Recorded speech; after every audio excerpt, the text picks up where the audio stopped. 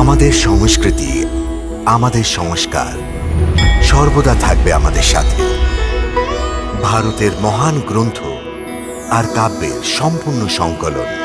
Subscribe করুন তিলক। আপনি সীতাকে দেখেছেন?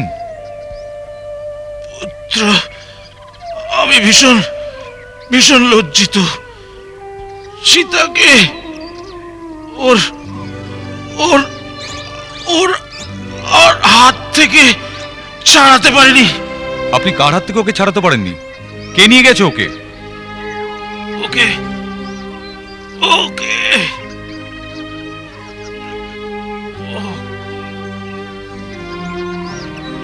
ওকে ওকে পাপী রাবণ নিজের রথে বসিয়ে আকাশ পথে নিয়ে গেছে রাম।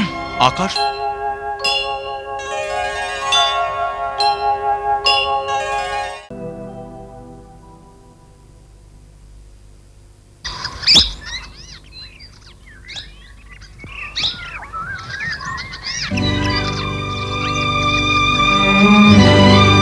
এটা কি লক্ষণ?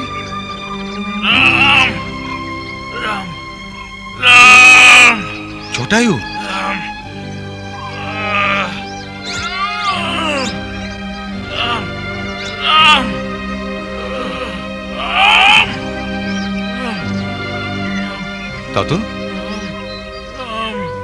তা তো একই আপনার এই দশা হলো কি করে? কোন পাপী আপনাকে এই দশা করেছে? তুমি এসে গেছো রাম। আমি তোমার প্রতীক্ষায় নিজের প্রাণকে ধরে আছি রাম। আমি তোমাকে সীতার সন্ধান দিতে চাই। সীতার সন্ধান? কোথায় সীতা? ও তাকে নিয়ে গেছে।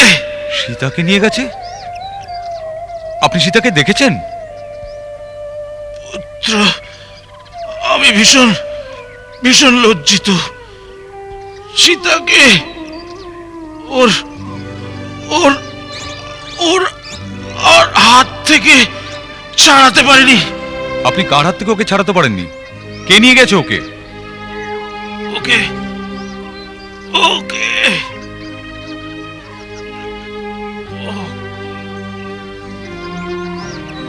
ওকে ওকে পাপী রাবণ নিজের রথে বসিয়ে আকাশ পথে নিয়ে গেছে রাম। আকাশ পথে? হ্যাঁ হ্যাঁ রাবণ? রাক্ষসরাজ রাবণ ওকে উঠিয়ে নিয়ে গেছে। সে বেচারি চারিদিকে সাহায্যের জন্য চিৎকার করছিল। আমি আমি রাবণকে ধরতে চেষ্টা করেছিলাম। ওর সঙ্গে যুদ্ধ করেছি, কিন্তু সে তার চন্দ্রহাস খড়গ দিয়ে আমার ডানা কেটে দিয়েছে। আর আমি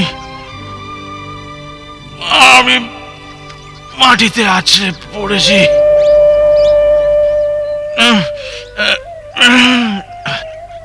তা তো ওকে কোন দিকে নিয়ে গেছে? দক্ষিণ দিকে নিয়ে গেছে। দক্ষিণের দিকে?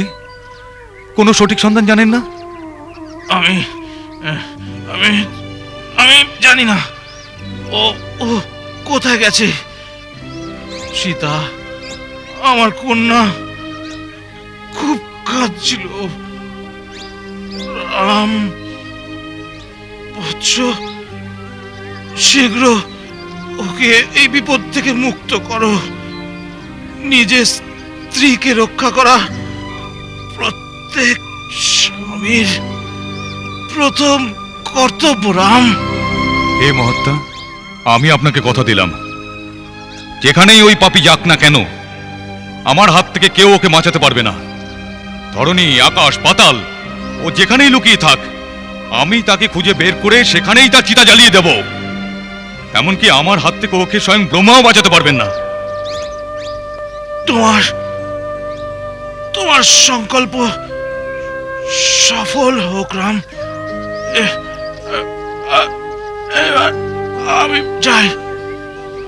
যাই আমার বন্ধু দশরথের কাছে। আমাকে আজ্ঞা দাও রাম।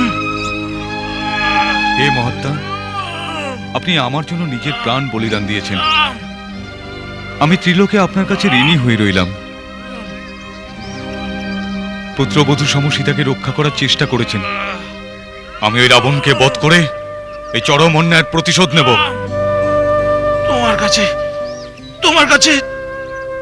তোমার কাছে আমি এটাই আশা করেছিলাম। আপনার কাছে আমার একটা প্রার্থনা, যখন আপনি পরলোকে গিয়ে পিতা দশরথের সম্মুখীন হবেন, তখন পিতাশ্রীকে সীতাহরণের এই বৃত্তান্ত কখনোই শোনাবেন না। আমি আপনাকে কথা দিলাম, যদি আমি তার পুত্র রাম হই, তবে রাবণ সপরিবারে শীঘ্রই তার শ্রীচরণে পৌঁছে এই কাহিনী তাকে স্বয়ং শোনাবে। উনি উনি তোমাকে তোমাকে আমাকে বিজয়ী করবেন পুত্র।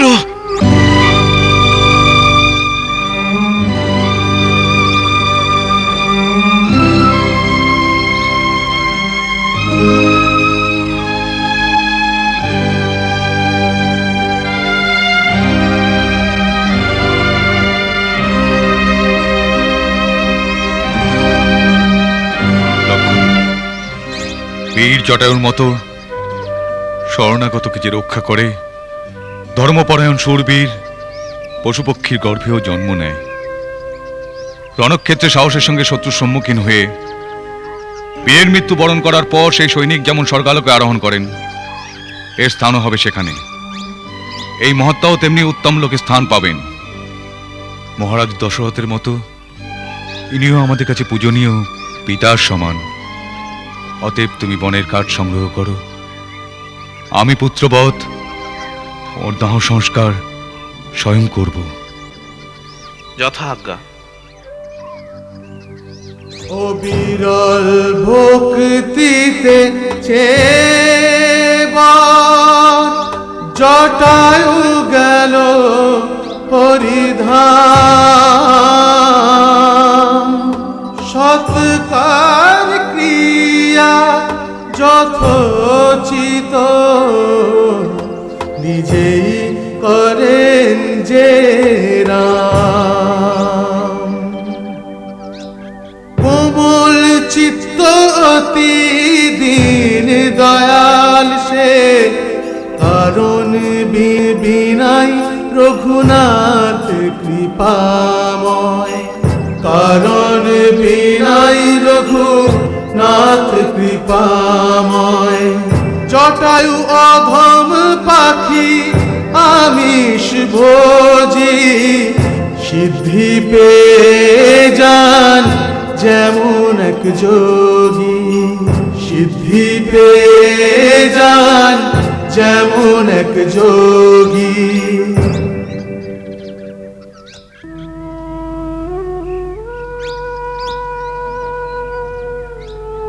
হে মহাপ্রাণ, আপনার উত্তম লোক প্রাপ্তি হোক, আপনার কল্যাণ হোক।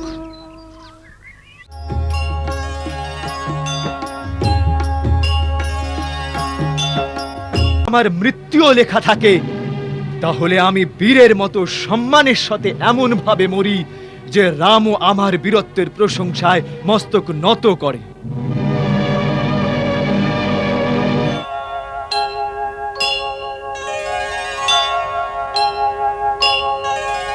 পিতাশ্রী, পিতাশ্রী, পিতাশ্রী!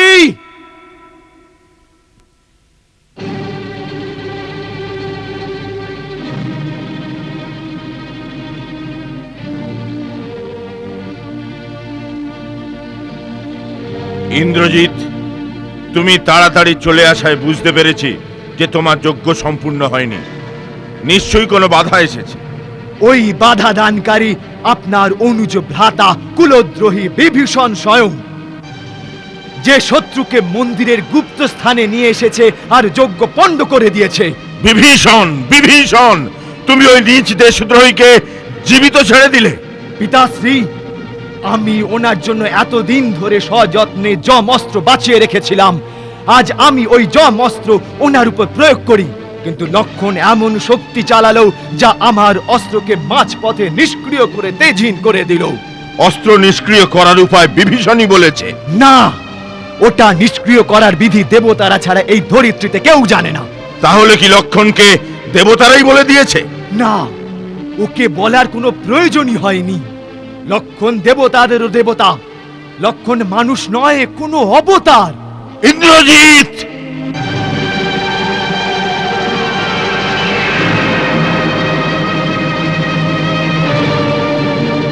ইন্দ্রজিৎ, এ কথা তুমি বলছো? নাকি লক্ষণ তোমার ওপর কোনো সম্মোহন অস্ত্র প্রয়োগ করে তোমাকে মতিচ্ছন্ন করেছে? নাকি লক্ষণের বাণের ভয়ে ভীত হয়ে তুমি যুদ্ধ থেকে পালিয়ে এসেছো? পিতাশ্রী!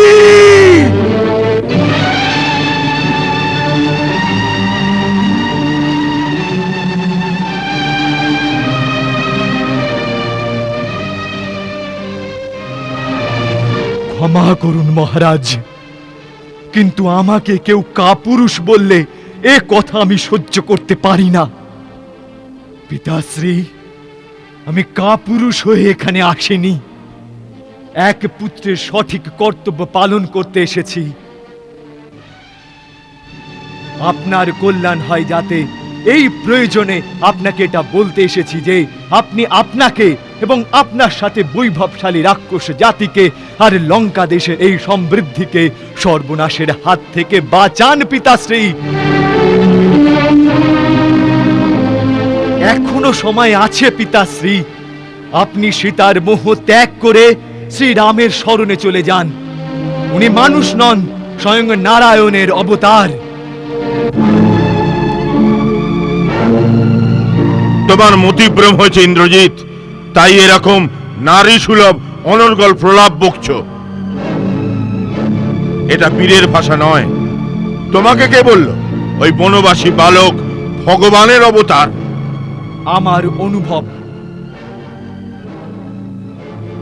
আজ আমি লক্ষণের উপর সেই 3 অস্ত্রের প্রয়োগ করেছিলাম যা অমোঘ, যার শক্তি থেকে বড় ত্রিলোকে আর কোনো অস্ত্র নেই যা কেউ পরাস্ত করতে পারে না। প্রথমে আমি ব্রহ্মাস্ত্র চালিয়েছি, কিন্তু তা লক্ষণকে বধ করার পরিবর্তে নিষ্ক্রিয় হয়ে ফিরে এসেছে।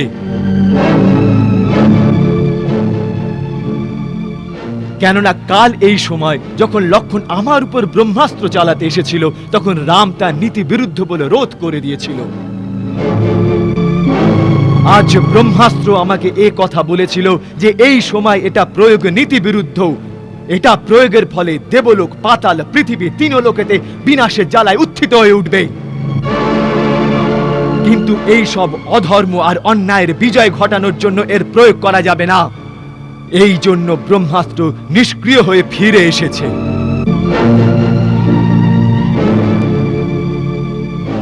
তখন আমি শিবের আশীর্বাদ ধন্য পশুপাত অস্ত্র চালালাম, কিন্তু তাও লক্ষণকে প্রণাম করে অদৃশ্য হয়ে গেল।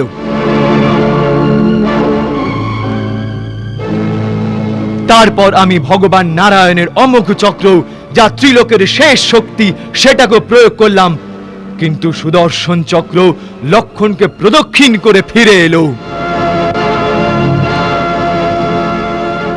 এটাই শেষ প্রমাণ, যা দেখে আমার বিশ্বাস হলো যে উনি মানুষ নন, স্বয়ং নারায়ণের অবতার। আর তুমি তোমার পিতাকে প্রবচন শোনাতে এসে গেলে।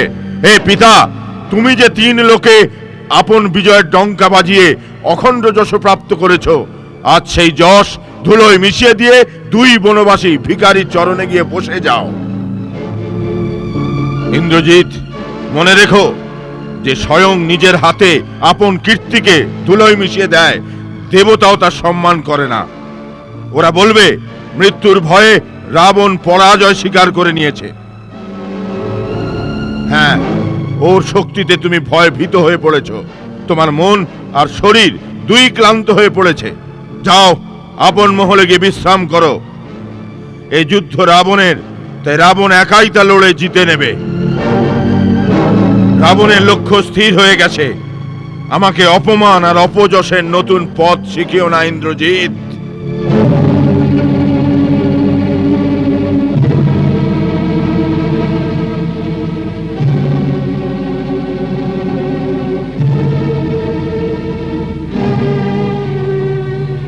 ক্ষমা করুন পিতাশ্রী, আমি আপনার অপমানের জন্য নয়, কেবল আপনার কল্যাণের জন্য এই কথা বলতে এসেছিলাম। আমি যতটুকু জানি, আমি যুদ্ধ শুরু করে দিয়েছি।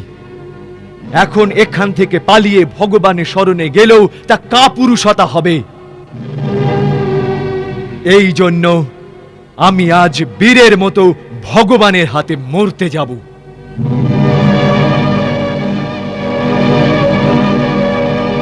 যে পিতার কাছ থেকে বিমুখ হয়ে যায়, ভগবানও তার সমাদর করে না। এই সময় আমার জায়গা রাজমহলে নয়, কেবল যুদ্ধভূমিতেই। যদি রাম আমাকে ত্রিলোকের রাজ্য প্রদান করে দেয়, তবুও যুদ্ধ থেকে পালিয়ে কাপুরুষের মতো বাঁচতে চাই না।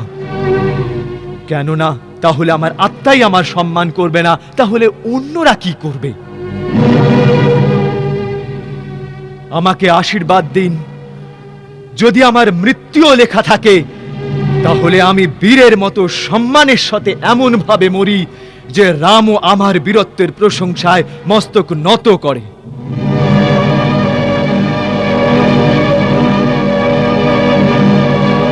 যদিও নারায়ণ হয়, তাহলে সেটাও আমার বিজয়েরই রূপ হবে।